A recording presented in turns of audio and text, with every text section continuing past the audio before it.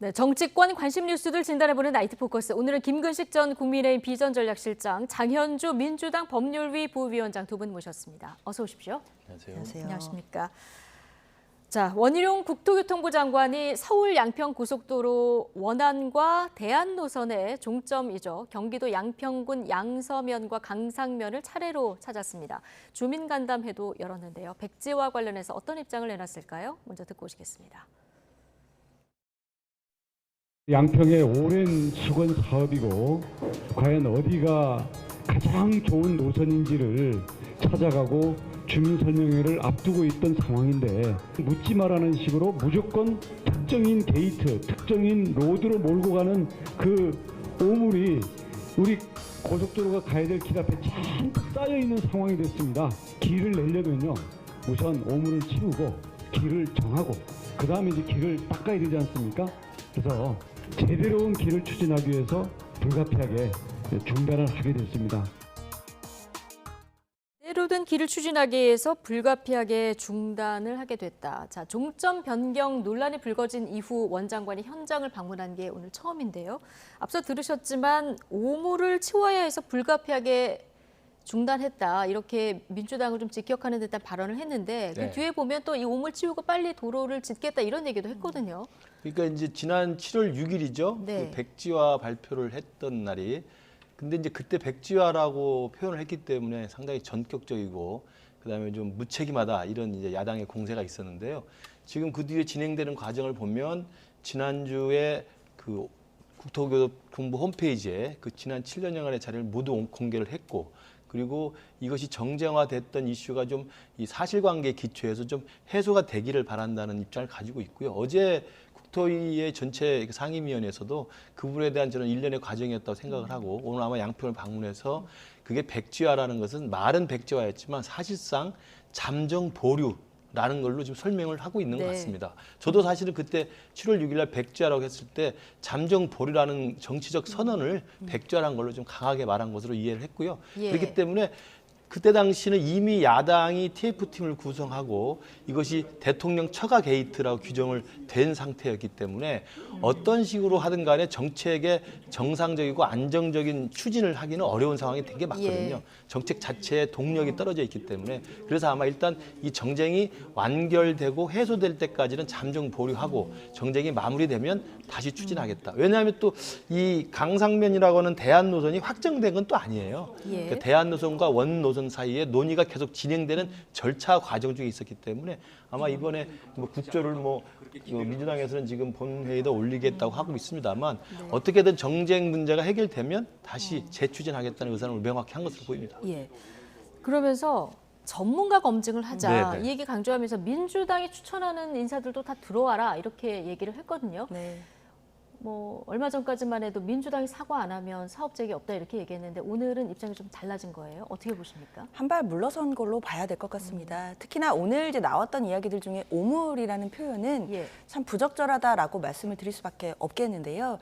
사실 그동안 원희룡 장관이 거친 언행들을 보여줬습니다. 이 의혹들이 제기가 되자 백지화를 하셨고, 그리고 그 과정에서 장관직, 정치적 생명까지 거는 그런 거친 발언들을 많이 하셨거든요.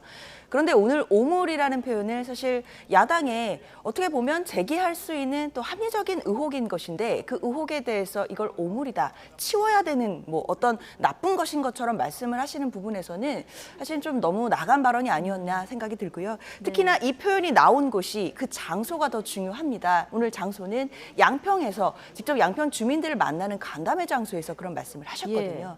사실 이 부분은 변경안이 김건희 여사의 어떤 처가에 대해서 특혜를 주려고 한 것이 아니냐라는 의혹에서 나온 것이었고, 그리고 그 이후에 원희룡 장관이 이것을 백지화하면서 사회적인 혼란이 초래된 부분이 있습니다. 그럼에도 장관이 모든 책임을 야당의 의혹 제기로 미는 듯한, 결국에는 남 탓을 하고 책임을 회피하는 듯한 모습을 오늘 양평 주민 앞에서도 보여줬다는 부분에서는 사실 장관으로서 맞는 자세인지 의문이 들게 하는 장면이었습니다. 이 발언을 한 장소도 주목하신다는 얘기를 해주셨는데요. 자, 야당에서는 앞서 말씀하신 대로 지금 민주당 의원 전원 명의로 국정조사 요구서를 제출했거든요. 어떻습니까? 지금 여당은 발끈했는데 국정조사가 필요한 사안이라고 보십니까? 전혀 필요하다고 생각하지 않죠. 저도 뭐 이 문제가 토론을 많이 해봤습니다만 민주당의 문제 제기가 야당으로서는 뭐 그런 역할을 할 수 있겠습니다만 문제 제기를 한 다음에 정부 측의 설명이나 공개되는 자료나 그다음에 그 투명하게 그 다 제출하고 있는 내용들을 좀 보고 확인을 해보면 이게 사실상 의혹은 제기했지만 사실이 아니었구나라고 인정하고 승복할 것 승복해야 된다고 생각을 해요. 근데 지금 민주당 행태를 보면 애초에 6월 달부터 이 의혹이 시작된 거 아니겠습니까? 맨 처음에 더 탐사라는 친야 매체에서 문제 제기를 했고요. 그리고 이해찬 전 대표가 지방 당원대회에서 그걸 기정사실화해서 대통령 처가 비리 게이트로 규정을 했고 그 의혹이 제기되니까 김두관 의원이 6월 말에 국토부에 질문서를 보내면서 원희룡 장관이 그때 알게 된 겁니다. 그렇기 때문에 이게 현직 대통령이 당선되자마자 자기 부인 처가에 땅값을 특혜를 주기 위해서 고속도로 노선을 의도적으로 권력이 개입해서 변경했다는 의혹이거든요. 근데 그 의혹에 대해서는 지금 모든 게 설명이 다 돼 있잖아요. 대통령이 개입한 것도 없고 장관이 개입한 것도 없고 알지도 못했고 그다음에 변경 과정은 애초부터 양평 군수 민주당 시절 때부터 계속 나왔던 변경의 요구가 있었던 것이고 변경 과정을 투명한 과정과 절차에서 논의하는 과정 중에 있었던 겁니다. 그런데 그게 대통령 처가 땅이 있다는 이유만으로 공세를 했단 말이에요. 그러면 저는 원희룡 장관이 뭐 말을 거칠게 하는 점도 지적할 필요는 있겠습니다만 그 전에 본질이었던 대통령 처가 비리 게이트라고 하는 이 야당의 문제 제기는 잘못된 게 있으면 잘못됐다고 말을 해주는 게 좀 필요하다고 생각합니다. 근데 국민의힘도 사실 민주당 정권 때 종점 변경안이 마련된 거다라고 네. 얘기를 하고 있고 좀 궁금한 점들이 있을 텐데요. 이런 걸 다 같이 이제 국정조사에서 밝혀보는 것은 반대하시는 겁니까? 아니 다 밝혀졌어요. 이미 그러니까 다. 제가 이제 저도 그걸 읽어보고 다 했습니다만 대부분의 사람들은 그걸 다 읽어보지 않거든요. 그러나 민주당 의원들은 대부분 국토위 소속은 읽어봐야 될 거 아닙니까? 네. 그럼 그걸 읽어본다면 저는 충분히 설명이 되는 정상적 과정이었어요. 근데 그 읽어본 다음에 국토위의 민주당 의원들이 기자회견한 걸 보면 그 국토부에서 온라인에 올렸던 자료를 공개한 다음에 한 걸 보면 5가지 질문하는데 거기에 대통령 처가의 처자 한 마디도 안 나옵니다. 이제 그 논의, 그러니까 본질에서 시작됐던 처가 게이트라는 논의는 어디론가 실종돼 버렸고 왜냐하면 근거가 없기 때문에 이제 나오는 건 뭐냐면 그러면 왜 백지화를 시켰느냐, 왜 화를 버럭내느냐, 그리고 왜 그동안 공개를 잘 안 했느냐 이런 정말 강론에 꼬투리를 잡아가지고 의혹을 계속 제기하는 거예요. 그러니까 저는 뭐 변경 과정에 대해서 투명하게 알아보자고 한다면 지금이라도 전문가 동원해서 하고 지금 그동안의 변경 과정 논의의 전 과정을 모든 자료를 다 올려놨기 때문에 내용을 보면 어떻게 진행되는지 예타 2년, 본타 2년 해서 진행되는 과정이 있는 것이었거든요. 그걸 본다고 한다면 저는 국정조사를 할 하등의 이유가 없고 그 국토위 홈페이지에 올라와 있는 그 자료만 보더라도 저는 충분히 납득이 가능하다고 생각합니다. 예. 자, 국정조사 대상으로 대통령의 노선 변경 인지 여부, 네. 그리고 처가의 개입 여부 이런 부분들이 이제 명시가 돼 있던데요. 그렇습니다. 예. 일단 이번 국정조사 요구서에는 그런 부분들도 있고요. 나가서는 신규 노선 변경 과정에서 재반 절차에 대한 의혹을 규명하는 부분도 포함되어 있습니다.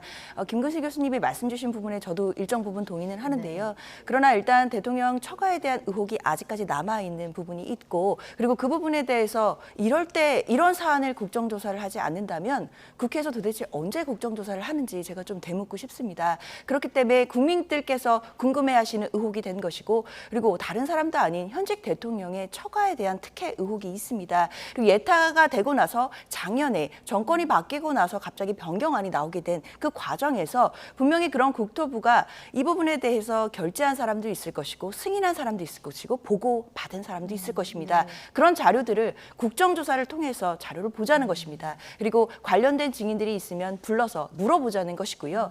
사실 원희룡 장관이 오늘 뭐 사회적인 틀, 뭐 법적인 틀 이런 부분 말씀 주셨는데 이미 되어 있는 법적인 틀이 국회에서의 국정조사입니다. 국정조사에 이제 제대로 성실하게 임하시게 된다면 이 부분에 대한 어느 정도의 진상은 파악되지 않을까라는 생각이 듭니다. 여당이 반대하고 있고 단독으로라도 하겠다는 입장인 건가요? 일단 야당 입장에서는요.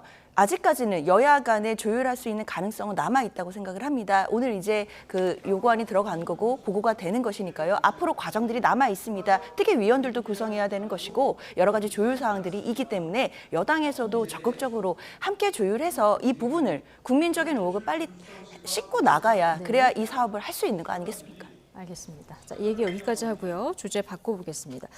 이재명 민주당 대표에 대한 여러 방면의 그 수사가 조금 수면 아래로 가려앉나 했는데 최근에 다시 좀 여러 얘기들이 나오고 있습니다. 자, 백현동 개발사업 특혜 의혹을 수사 중인 검찰이 오늘 좀 티타임을 가졌는데요. 이재명 민주당 대표 소환 가능성을 시사를 했거든요. 뭔가 수사에 좀 진전이 있는 걸까요? 지금 그 백현동 수사는 꾸준히 진행이 되어 오면서 그 최근에 새로운 사실이 좀 일부 보도가 됐죠. 그 업자로부터 200억 원을 받는 네. 걸로 했고 그 중에 절반은 뭐 정진상 뭐 이재명 대표 몫이다는 이런 식의 진술이 나온 것으로 네. 알려져 있습니다. 그러니까 상당히 진전된 수사의 지금 결과들이 나오고 있는 것이고 그 결과의 끄트머리에는 다시 또 이재명 대표의 최측근과 이재명 대표 이름이 거론이 되기 때문에 저는 뭐 당연히 이 수사를 담당하고 있는 검찰 입장에서는 수사의 속도를 내고 그 혐의를 입증하기 위해서는 소환 조사가 불가피하다는 원론적 입장을 낸 것으로 보입니다. 그래서 예. 백현동과 관련된 그 여러 가지 의혹에 대해서 지금 의혹의 혐의를 받고 있는 당사자들이 있기 때문에 이들에 대한 수사가 진전되는 따라서 당연히 그들의 진술과 증거에 의해서 추가적으로 이재명 대표의 측근과 이재명 대표도 소환 조사할 가능성이 크다고 보고요. 백현동뿐만 아니라 지금 또 문제가 되는 게 쌍방울 대북 송금이 있기 예. 때문에 저는 이번 8월 달에 이재명 대표에 대한 그 검찰 소환과 구속영장 청구는 불가피해 보인다. 굉장히 저는 시시각각 다가올 수밖에 없는 시계가 아닌가 저렇게 생각을 해봅니다. 자, 백현동 개발 사업 관련해서 검찰 수사가 진척이 있다면 어떤 부분이 지금 좀 달라지는 것으로 보입니까? 아마 관련자들의 이제 진술이 나왔을 가능성이 높아 보이긴 하는데요. 오늘 검찰에서 나온 이야기만 가지고 얼만큼 지금 조사가 진행됐다라는 부분을 단언하기는 좀 어려울 것 같습니다. 그렇죠. 네. 이 얘기는 사실 굉장히 원론적인 이야기인데요. 정진상 전 실장을 조사를 했고 그리고 그 내용에 따라 이재명 대표도 소환할 수 있다. 이 얘기는 사실 애초부터 나왔던 이야기고요. 예. 이미 백현동 사건에 대해서 이 수사의 칼끝은 이재명 대표를 향해 있다는 것, 뭐 국민 여러분들 다 아실 겁니다. 당연히 검찰 입장에서는 관련자들의 진술이나 각종 증거에서 이재명 대표와의 어떤 연관고리를 발견해낼 수 있는 그 부분을 찾기 위해 지금 수사력을 집중하고 있다라고 볼 수밖에 없을 것 같고요. 예. 다만 저는 백현동 의혹 관련된 이 사건에 대해서 검찰에서 이야기들이 나오는 부분을 좀 다른 방향으로 보는 것이 쌍방울 관련된 부분에 대해서도 지금 수사가 좀 많이 진행되고 있다는 보도가 나오고 있지 않습니까? 예.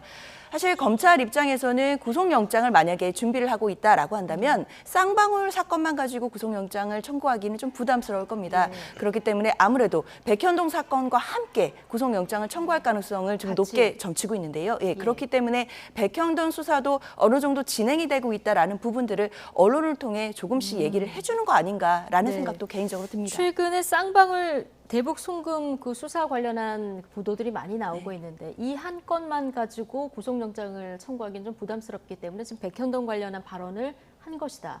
이렇게 보셨는데요. 자, 쌍방울의 대북 송금 내용을 이재명 대표에게 내가 보고했다. 이렇게 진술 번복을 이화영 전 부지사가 한 이후에 좀 이 수사도 변곡점을 맞은 이런 모습인데 오늘은 그 김용 전 민주연구원 부원장도 검찰 조사를 받았더라고요. 그것도 그러니까 수사의 속도가 상당히 좀 계획적으로 움직이고 있다고 생각이 들어요. 그러니까 이재명 대표 소환을 위한 그 전 단계로서 해야 될 것들 스텝을 받는 것이죠. 그러니까 김용 부원장 같은 경우는 참고인 네, 신분으로 참고인으로. 소환을 한 거고 그 쌍방울의 김성태 회장을 만난 적이 있느냐에 대한 여부를 하는 거고 이미 서면으로 답변을 했다는 거 아닙니까? 그럼에도 불구하고 이제 소환을 했고 또 김용 부원장이 그동안은 소환에 응하지 않다가 오늘은 출두를 했어요. 저는 네. 양쪽 다 의도가 있었다고 생각해요. 검찰은 그 김용 부원장까지 다 부르고 또 뭐 정진상 실장도 불러서 소환을 한 다음에 예. 그 이화영 전 부지사의 진술 번복된 내용에 대한 증거를 보강하는 차원에서 관련자들 다 조사를 하고 마지막에 이재명 대표를 소환할 수 있는 이 정지 작업을 하는 것이라는 네. 의미가 있고요. 두 번째로는 김용 부원장 입장에서는 그동안에 소환에 응하지 않다가 참고인을 왜 왔겠느냐 오늘 이 민감한 시기에 검찰이 갖고 있는 내 정보가 어느 정도 확인해 볼 필요는 있죠. 좀 파악해보고자. 그렇죠. 질문의 네. 내용을 보면 알거든요. 아, 네. 어느 정도 파악이 돼 있는 것이고 이화영 부지사가 진술한 내용이 어느 정도 수준인가를 김용 부원장이 감은 잡을 수 있지 않겠습니까? 아, 수사를 받아보면. 그렇죠. 참고인 예. 조사를 해보면 질문의 내용과 질문의 범위를 들을 수 있으니까 아마 그런 입장에서 오늘 김용 부원장은 그 소환 조사에 응한 것 같고 저는 이것도 마찬가지로 생각합니다. 백현동 사건이 있어야만 영장을 친다기보다는 쌍방울 대북 송금이 저는 더 그 크리티컬하다고 보는데 네. 이건 왜냐하면 이화영 부지사가 끝까지 길목을 지키고 있다가 이화영 부지사의 문이 열리면서 사실은 그 다음에는 이재명 대표를 보호할 수 있는 방어 장치가 완전히 해제돼 버린 거거든요. 백현동은 아직 몇 개가 남아 있죠. 네. 그러나 이 대북송금은 이화영 지사의 진술 번복과 그 번복된 진술을 보강하고 확증할 수 있는 증거와 그 자료가 확보가 되면 다음은 바로 이재명 대표 구속 수사할 수밖에 없는 상황이 됩니다. 네. 그렇기 때문에 아마 이게 훨씬 더 저는 결정타가 될 거라고 생각합니다. 근데 이화영 전 부지사가 진술이 번복된 된다는 그 보도도 있고 이건 맞는데 그 다음에 또 옥중 편지가 나왔고요. 그렇습니다. 그 다음에 또 이화영 전 부지사의 부인의 재판장에서의 어떤 행보라든가 이런 걸 보면서 국민들이 굉장히 혼란스러운 이런 상황이거든요. 그렇습니다. 일단 이화영 전 부지사가 입장을 바꿨다, 뭐 진술을 바꿨다라는 보도들은 많이 나왔습니다. 그러나 본인이 옥중에서 친필 편지를 통해서 이재명 대표와 관련이 없다는 취지로 지금 상황을 다시 밝힌 상황입니다. 그런데 그렇기 또 때문에 재판장에서는 변호인을 좀 바꾸자고 한 부인의 얘기에 대해서도 아니다 이렇게 또 얘기를 해서 그렇죠. 예. 일단 지금 얼마 전에 25일이었는데 그날 재판에서 사실 이화영 전 부지사가 뭐 이재명 대표와의 관련된 진술을 어떻게 할지에 대해서 많은 관심이 있었지만 사실 그날은 그런 진술은 나오지 않았고요. 변호인을 해임할 것인지에 대한 여부를 가지고 사실 배우자와 논박을 하는 좀 굉장히 이례적인 상황이 재판장에서 펼쳐지기는 했었습니다.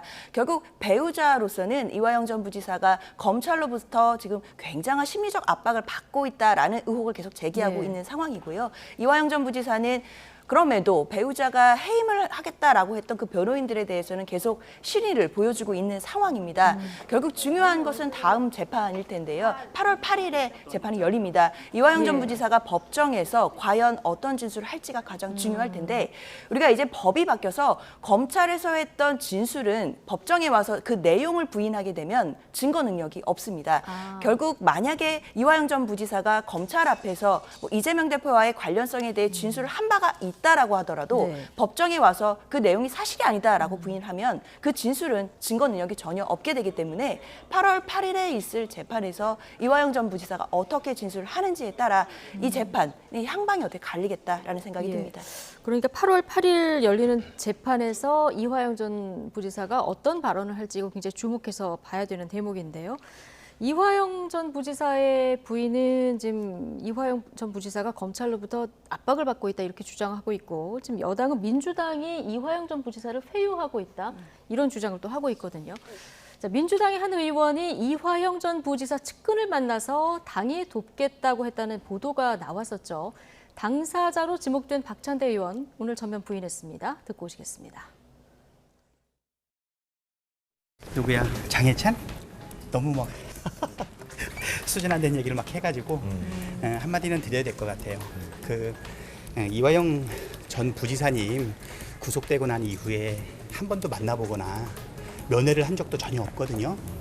심지어 그 부인 되시는 분은 제가 얼굴도 몰라요. 검찰 독재 정치 탄압 대책위원장이라서 그런가.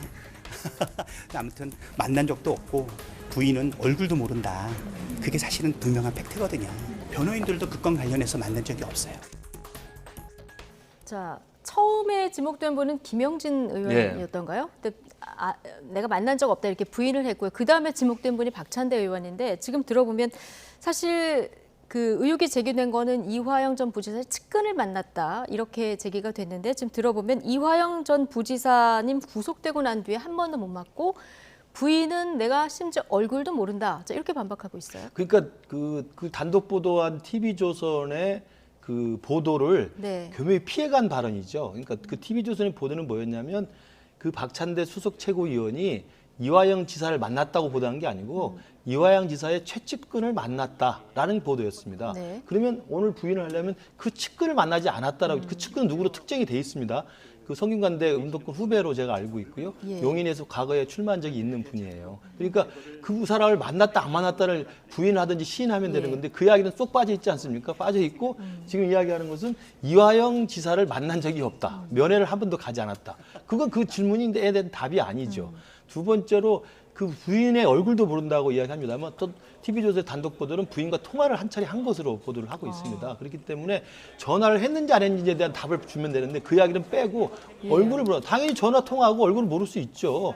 그런 식으로 할 수 있는 게 많기 때문에 저는 지금 박찬대 최고위원이 이 사건이 터지기 시작한 7월 초에 지금 이화영 지사의 진술이 번복된 즈음이 그 7월 초거든요. 7월 네. 초 중순쯤 돼서 이제 박찬대 최고위원이 그 측근을 만나서 당이 도울 건 돕겠다라고 이야기했고 그 뒤로 진행되는 정황을 보면 전 당적으로 보여서 부인까지 포함해서 전 당적으로 보여서 이화영 지사의 입을 틀어막으려고 엄청난 압박과 회유를 했던 게 보이지 않습니까? 국회의원 4분이 가서 검찰청 앞에 연좌동성을 하고 또 잇따라 특별 면회 신청을 그동안 면회도 잘 안 가던 분들이 면회 신청을 막 해놓고 부인은 가서 법정에 소리 지르고 변호사를 자르고 또 개딸로 추정되는 분들은 영치금을 보내면서 압박을 넣고 있는 거잖아요. 그러니까 이런 내용들의 시작점이 박찬대 최고위원이 그 측근을 만난 이유였기 때문에 제가 아까 말씀드린 것처럼 네. 백현동 사건보다는 이 쌍방울 대북송금 사건이 이재명 대표로서는 가장 치명적인 약점이라는 것을 민주당 전체가 저는 더 반증하는 사례라고 생각해요. 더 정확히 알고 있다는 것을 반증하는 몸부림이 아닌가 저는 그렇게 생각합니다. 박찬대 의원은 왜 이런 얘기가 나오는지 모르겠다라고 하는데 지금 김근식 실장님은 그 질문에 대한 발언을 교묘히 좀 피해갔다 이렇게 얘기를 하셨거든요. 장현주 변호사님도 옆에서 같이 들으셨는데 법률가로서 보시기에 박찬대 의원이 좀 측근을 만난 것 같습니까? 아닌 것 같습니까? 사실 이 얘기만 가지고 판단하기는 어려울 것 같아요. 일단 박찬대 의원이 아니라고 하고 있으니까요. 네. 아무래도 이 관련해서는 또 후속 보도라든지 또 후속 취재가 있지 않겠습니까? 예. 기자들이 당연히 후속 질문을 할 것이고 그것에 대해서 박찬대 의원이 어떻게 대답하는지를 또 보면 알 수 있을 것 같습니다. 다만 지금 이화영 전 부지사가 구속이 된 지 10개월이 됐거든요. 사실 민주당에서 이화영 전 부지사를 어떻게 접촉해서 어떻게 회유를 한다는 건지 저는 좀 의문입니다. 사실 10개월 동안 사람이 구속되어 있으면 사회와 단절이 되고 오히려 검찰에 들어가서 출정을 가서 조사를 받게 되면 검찰을 더 많이 만날 수밖에 없는 상황이거든요. 그리고 사실 지금 김구식 교수님도 뭐 민주당 의원들이 뭐 특별면회를 신청하는 부분들을 지적해 주셨는데 물론 그 부분에 대해서 또 회유 시도가 있는 거 아니냐라고 보실 수 있다는 거는 이해가 됩니다. 다만 그 부분 특히 특별면회를 신청한다든지 그다음에 민주당 의원 4명이 뭐 수원지검 앞에 가서 뭐 연좌 논성 벌였던 부분들 같은 경우에는 배우자의 탄원서의 내용에 대한 어떤 진상을 확인해 보기 위함이 있었다는 부분을 꼭 말씀드려야 될 것 같습니다. 배우자가 자필로 탄원서가 왔는데 정말 절절한 내용들이 있었습니다. 배우자인 이화영 전 부지사가 지금 건강 상태가 매우 나쁘고 심리적으로 압박을 많이 받아서 뭐 치아가 3개가 빠졌다 이런 내용들이 있었거든요. 당연히 민주당으로서는 특히 인권위원회나 법률위원회에서는 검찰의 어떤 이런 압박이나 탄압이 있었는지에 대해서 확인해 봐야 된다는 입장이었고 그렇기 때문에 그 이후로 특별 면회나 이런 부분들이 신청이 된 것이지 이걸 가지고 이화영 전 부지사에 대한 회유 시도가 있었다라고 보는 것은 좀 정치 공세가 아닌가 생각이 듭니다. 네. 배우자 부분이 이제 이야기를 안 하고 넘어갈 수가 없는데요. 이번 주였죠. 이제 법정에서 보기 힘든 이례적인 장면이 연출됐지 않습니까? 피고인 이화영이 법정에 출두해 있고 재판정에 방청했던 부인이 그 피고인 이화영 부지사에게 정신 차려라. 너 그러면 안 된다. 그리고 변호사 해임을 했다. 이화영 부지사는 내 뜻이 아니다. 그대로 가겠다라고 이야기를 한 거 아닙니까? 결국 사실 법정에서 부부싸움이 벌어지는 정말 이례적인 장면이었는데요. 그리고 나와서 이제 이 배우자라는 분이 어젠가는 어디 라디오 인터뷰를 했습니다. 그 라디오 인터뷰에 배우자 부인이 스스로 다 이야기를 해요. 자기 남편의 진술이 바뀌었다는 걸 스스로 확인해 줍니다. 네. 제가 볼 때는 이게 진짜 부인 이화영 지사가 진술을 번복했느냐 가지고 민주당은 번복하지 않았을 거라고 계속 주장하는데 어제 정말 특이하게도 이 부인께서 어디 라디오 인터뷰에서 우리 이화영 부지사가 진술을 번복했다고 내가 들었다. 확인을 해주고 있어요. 변호사로부터 들었는데 네. 이게 검찰로부터 압박을 받아서 나온 것 같아요. 진술이 번복된 걸 확인해 주는 그런 역설적인 효과가 있었고요. 그리고 두 번째로는 변호사를 선임하는 건 피고인이지 배우자가 아니죠. 네. 그리고 또 하나는 왜 진술을 번복하느냐 그렇게 이야기를 하는데 그러면 당시 평화부지사로서 대북사업을 총괄했던 이화영 부지사가 이 관계를 더 잘 알지 그 부인이 그 이야기를 압니까? 저도 밖에 나가서 사회생활 합니다만 집에 가서 있는 이야기 시시콜콜 내가 사업하거나 행동한 이야기를 다 해주지 않거든요. 그런데 왜 그걸 그렇게 진술한 게 틀렸다고 이야기를 합니까? 예. 누구도 납득할 수 없는 장면들이에요. 근데 왜 그러냐? 그 부인의 탄원서가 나온 것도 바로 지금 TV조선이 보도한 박찬대 수석 최고가 만났고 그 측근을 그리고 통화를 했던 그 이후 장면입니다. 네. 그래서 모든 것들 저희들이 그렇게 의혹으로 합리적으로 제기를 하는 거죠. 그리고 갑자기 의원들이 찾아가고 면회를 하고 개딸들이 보내고 그리고 부인은 가서 법정에서 너 정신 차려 소리 지르고 이렇게 한 거거든요. 예. 이건 누가 봐도 납득이 안 되는 장면이고 저는 아까 제가 말씀드린 것처럼 이 사건이 이 이화영 지사의 진실의 문이 열리고 길목을 지키던 이화영 지사가 비껴나는 순간 이재명 대표는 벌거벗은 채로 검찰에 소환돼야 되기 때문에 아주 절박한 반응을 보이고 있다고 생각해요. 절박한 반응을 보이고 있다. 자, 민주당 의원의 측근을 만난 이 보도와 관련해서는 안 만났을 수도 있고요. 다른 의원일 수도 있고 뭐 이 가능성은 여러 가지를 두고 우리가 좀 봐야 되는 상황이 있고요. 어쨌든 수사와 재판 앞으로 이루어질 이런 부분들을 더 지켜봐야 되겠습니다만 이재명 대표 이름이 자꾸 소환되는 상황이죠. 8월 중에 이재명 대표에 대한 영장이 청구될 거란 전망이 민주당 내에서도 나왔는데요. 조응천 의원 발언 듣고 오시겠습니다. 솔직히 그제 재판에서 이화영 지사의 입을 전부 다 주목했었죠. 그게 불발로 끝났습니다만은 실제 뭐가 있는 것 같아요. 일단 8월 8일 날 다음 재판이 예정이 돼 있습니다. 검찰 조서의 증거 능력이 과거와는 달라가지고 옛날에는 다 인정이 되는데 지금은 아니죠. 아니잖아요. 예, 법정에서 한 번 더 해야 되잖아요. 그렇죠. 그러니까 8월 8일은 지나야 돼요.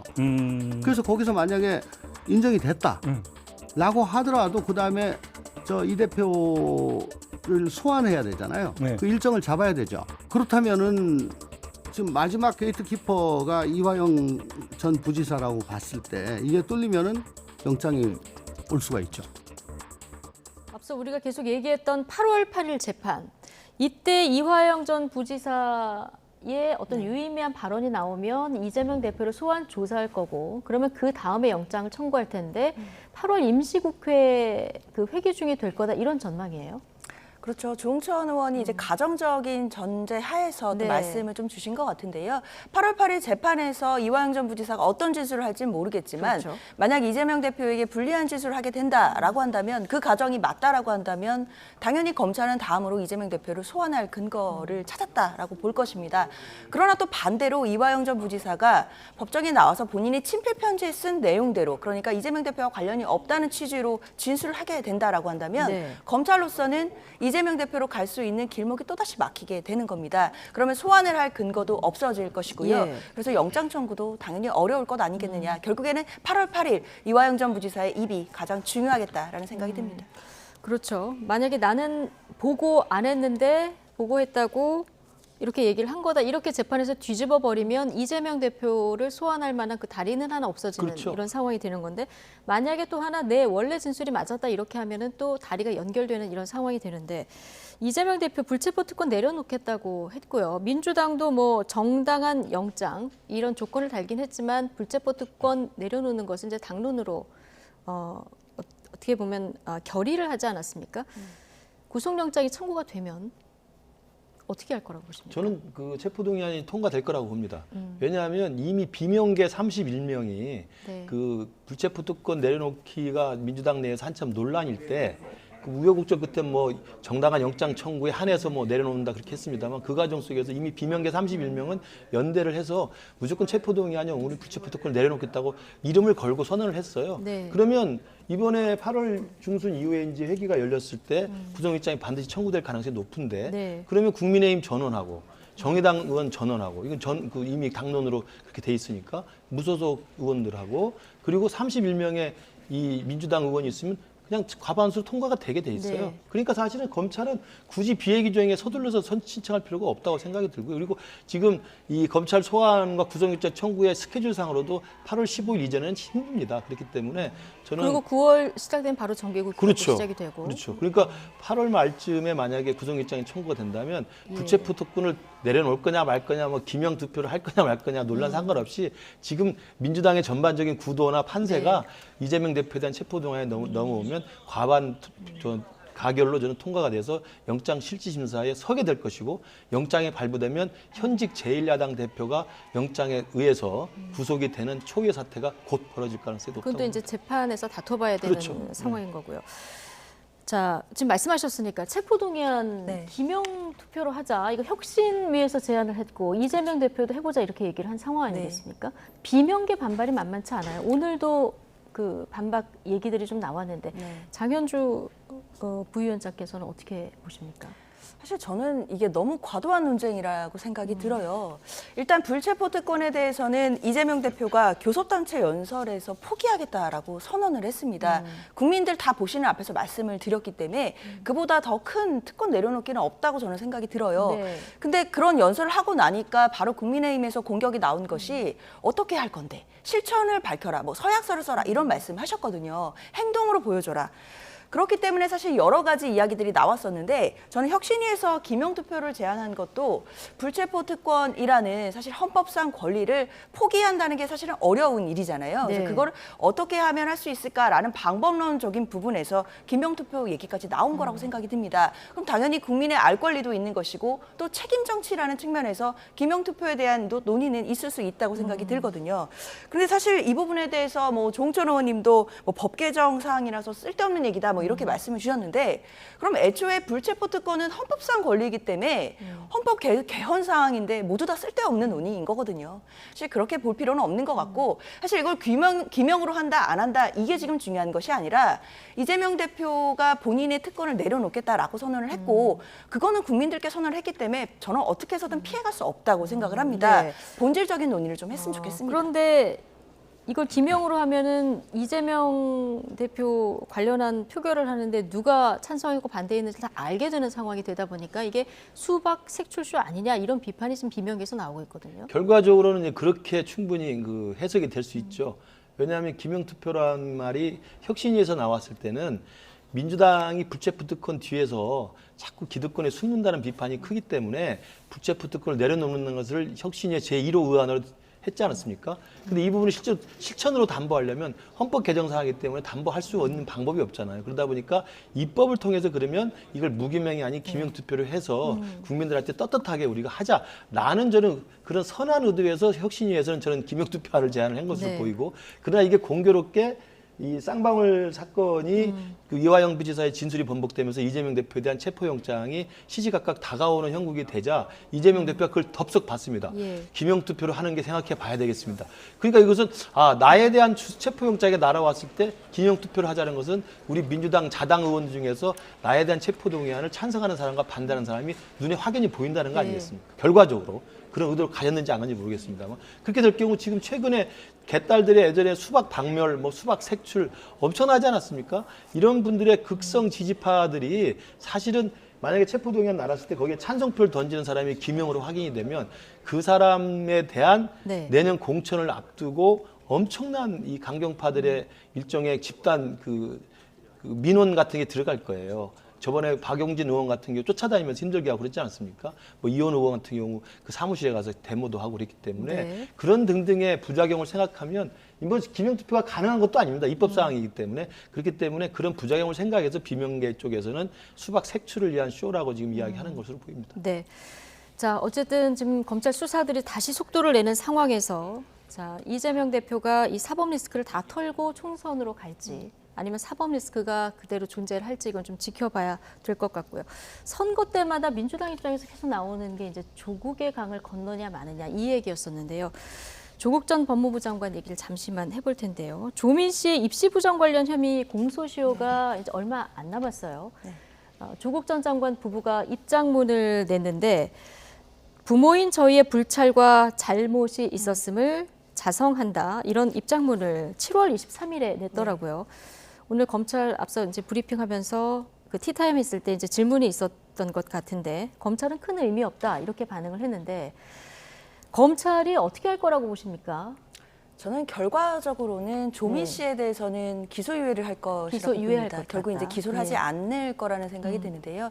검찰 입장에서도 지금 많은 부담감이 있을 겁니다. 물론 일가족을 전체 다 기소한다 뭐 이런 부담감도 있겠지만 지금 어떤 비판이 또 있는가 하면 사실 조민 씨에 대해서 기소 여부를 결정할 때 공범인 부모들의 입장을 보겠다라는 것이 또 검찰의 입장이었거든요. 네. 이것이 또 어떻게 듣기에 따라서는 지금 현재 재판을 받고 있는 피고인들에게 자식을 볼모 삼아서 자백을 강요하는 것이 아니냐라는 비판도 분명히 나왔었습니다. 예. 그렇기 때문에 검찰 입장에서도 조민 씨까지 기소를 하게 되는 부분에 대해서는 굉장히 부담이 있을 거라고 저는 생각이 듭니다. 예. 그렇기 때문에 일단 8월 26일에 공소시효가 하나가 만료되는 게 있는데 그때까지는 기소를 유예할 것으로 보이고 다만 조민 씨에 대해서 지금 공소시효가 정지돼 있는 부분이 있습니다. 왜냐하면 조국 전 장관인 이제 아버지인 조국 전 장관이 재판 중이기 때문에 공범이 재판 중일 때는 공소시효가 정지되는 규정이 있습니다. 또 아버지와 함께 공모를 했던 부분에 대해서는 또 공소시효가 정지돼서 남아있는 부분이 있기 때문에요. 검찰로서는 일단 다음 달에 있을 공소시효가 완료되는 조민 씨의 혐의에 대해서는 기소유예를 하고 네. 그 다음에 조국 전 장관과의 공모 여부에 대해서는 또 나중에 판단하겠다라는 입장을 취하지 않을까 그렇게 네, 생각이 다음 듭니다. 달 26일이 만료가 되는데 기소유예할 것 같다. 자, 이런 전망이시고요. 어떻게 전망하십니까? 모르겠습니다. 검찰이 판단을 할 것으로 보이는데요.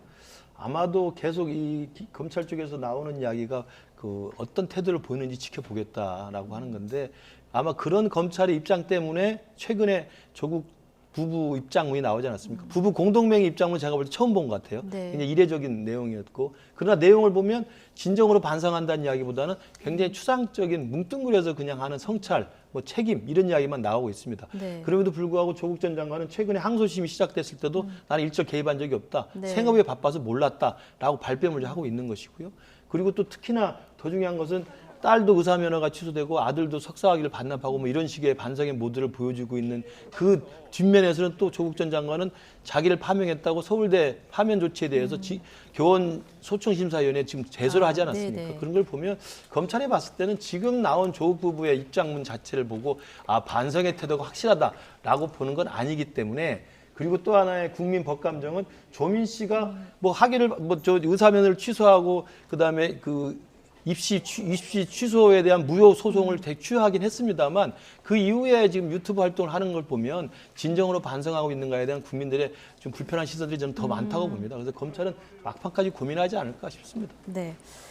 자, 홍준표 대구시장 얘기 아주 짧게만 1분씩만 얘기를 들어볼 텐데 10개월 당원권 정지. 상당히 예상보다 좀 중징계가 내려졌다 이런 그 평가들이 많이 나오고 있는데요. 자, 계속 글을 조금씩은 올리고 있는데 수위는 조금 조절을 하시는 것 같습니다. 오늘 발언권은 정지되지 않았다 이런 글을 올렸는데 앞으로 홍준표 대표 계속 어떤 그 정치적 얘기 이어갈 것 같습니까? 계속 이어갈 것 같습니다. 예. 사실 당원권 정지가 됐다라고 해도 홍준표 시장이 뭔가 시정 활동을 하는 것이라든지 아니면 SNS 활동을 하는데 전혀 제약이 없는 상태입니다. 그렇기 때문에 홍준표 시장으로서는 또 본인이 얘기하지 않았습니까? 앞으로 네. 자기에게 3년이 남아있다. 그 3년 동안 가만히 있을 분은 아니라고 생각이 들기 때문에요. 네.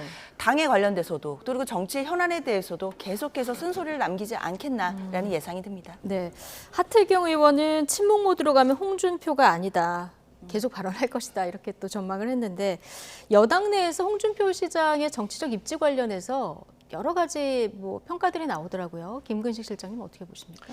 우리 당의 소중한 자산 중에 한 분이죠. 네. 뭐 당대표를 2번이나 하셨고 대선 후보도 하신 분이고 그리고 사실상 쓴소리를 굉장히 잘하시는 분이잖아요. 그래서 저는 일정 정도 홍준표 대표의 입지도 있고 네. 그다음에 당의 어떤 상징으로서 의미를 있다고 보는데 홍준표 대표에게 따라다니는 이야기가 공존하고 있는 게 쓴소리 또 홍카콜라라는 이야기도 있지만 막말 제조기라는 말도 같이 따라다녀요. 그러니까 발언에 항상 신중을 기했으면 좋겠다는 제 개인적인 바람을 말씀드리고 이번 건 관련해서는 발언권은 살아있다라는 이야기를 한다는 것은 계속 이야기를 하겠다는 건데 이야기할 수 있죠. 네. 하는 게 좋습니다. 쓴소리도 하고 당이 잘 되기를 바라면서 당에 조언하는 건 당의 원리로서 필요한데 잘 생각해 보십시오. 이번에 징계는 쓴소리했다고 징계한 겁니까? 아니지 않습니까? 네. 수해에 민심과 동떨어져서 골프를 쳤고 그 이후에 골프 쳤다는 논란이 제기되니까 버럭버럭 화를 내면서 국민들 상대로 똑바로 하라고 큰소리 친 거 아닙니까? 자기가 잘못한 것에 대한 징계를 받았으면 먼저 그것에 대해 자수하는 게 필요하고 쓴소리는 얼마든지 다 하셔도 된다 말씀드립니다. 네. 발언권은 정지되지 않았다 이렇게 글을 남기셨으니까 앞으로 어느 정도 수위에서 발언을 계속 내놓을지 또 관심 있게 국민들이 지켜볼 것 같습니다. 라이트 포커스 오늘은 김근식 전 국민의힘 비전전략실장, 장현주 민주당 법률위 부위원장 두 분과 함께했습니다. 고맙습니다.